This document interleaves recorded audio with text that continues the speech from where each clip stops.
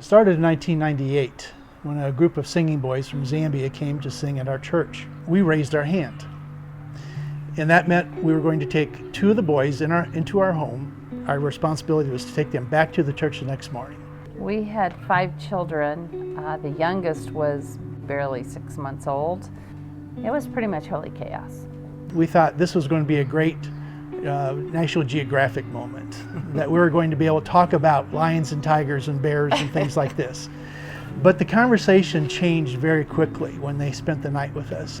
What do you mean your parents are dying and people don't have a chance to go to school? And it caused us, especially my wife Judy, to be able to just really dig down deep and say, I'm interested in this. What's going on? How come this is really taking place in this country? Because we really didn't know where Zambia was on a map. We had no idea. And they sang, hopped on their bus, and left. We thought we would never see them again. 6 months later, we get a phone call, late in the evening. The voice was, "Is Mom there?"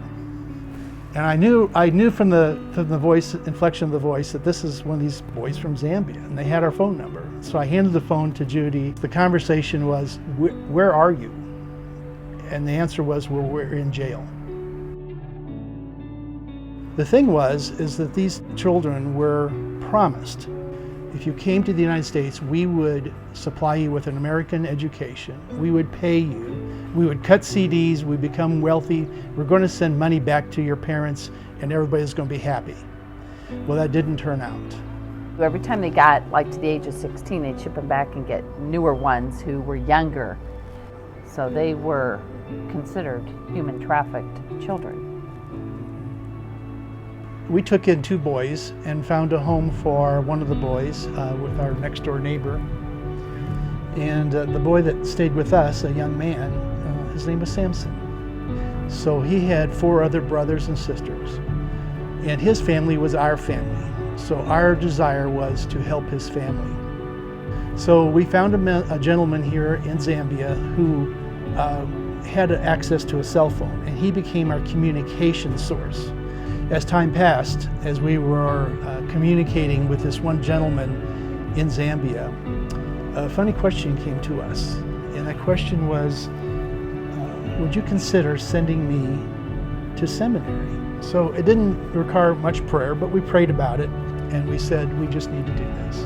At the end of his 3rd year, he came back to us, and he just simply said, I've always had this desire that he wanted to start a little school for orphan children. Children were starving, children needed to go to school, there was a country filled with orphans. We need to do something. And so in the year 2003, we started a little school. We rented a building that was a tavern, and we started with 23 children on a dirt floor with a teacher, a feeding program, hardly any books, and hardly any desks. We thought that we had fulfilled God's plan in our life, and that was going to be it. We were going to have a little school in Zambia. We'll keep it nice and small, but God had a bigger plan.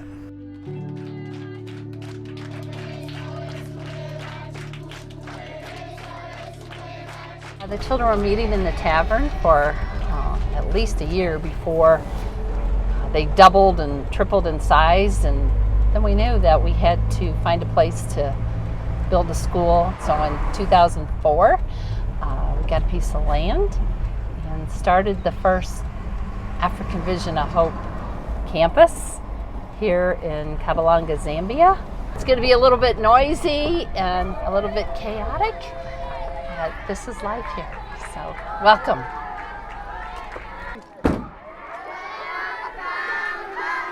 Hi, how are you? Nice to see you. Hug, everybody get a big hug. How's school today? We're fine. Fine. Have you had lunch yet? All these children are coming from what we would call shanty towns, where they lack electricity, they lack sanitation, they lack clean water, they lack a stable environment. They might be living with an aunt or a guardian. Many of them have lost one or both parents. So this is a home for them. This becomes their home and their family where they're loved.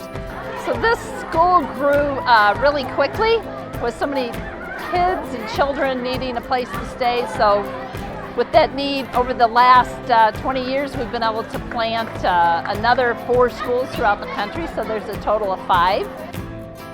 Our schools use a Zambian curriculum so that the children are able to pass their exams, and our schools are approved with the Ministry of Education, so we're not just out on our own, but we also teach through a biblical worldview.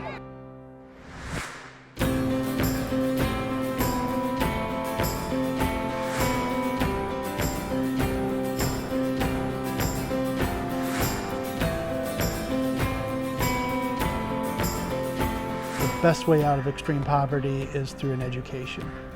So when we can provide a free education with a free meal, uniforms, skilled teachers, these children prosper. They just need a chance. They just need a chance. And also just tackling that broken heart by showing them how much God loves them. Then you're going to get a changed child, and you're going to get a changed family, and a changed community, and a changed country. We've seen the fruit of this, and going back years ago, we would look at each other and say, are we really doing the right thing? Are we doing this right? Our first graduating class was 2012. So that was a reward for us, I have to be honest with you, to see that first class succeed. And I saw the look on their eyes when one by one they came up and received their diplomas. And now those children are finishing college, and they're becoming teachers, doctors, lawyers, nurses, mommies, daddies, firemen, and they're coming back to us full circle and teaching in our schools. Even though this is our 20th year, we're just now setting the groundwork and the foundations for the future. Of course, our goal is that even more children can receive an education, even more children can receive nourishing food, even more children can prosper in the country. There's no limit on what God can do. There's no limit.